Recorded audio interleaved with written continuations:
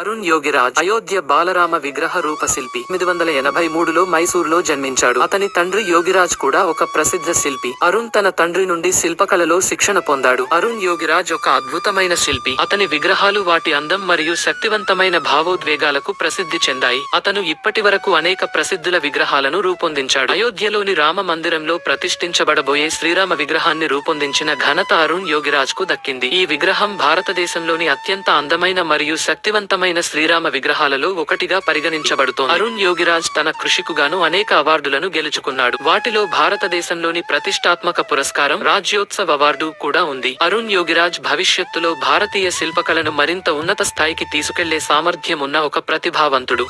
అరుణ్ యోగిరాజ్ యొక్క ముత్తాతలు కూడా శిల్పులు. అతని తాత బసవన్న శిల్పి మైసూర్ రాజుల పోషణ పొందారు. అతని మేనమామ కూడా ఒక ప్రసిద్ధ శిల్పి. 2008లో తను తన భార్య విజేతతో కలిసి మైసూర్లో ఒక చిన్న స్టూడియోను ప్రారంభించారు.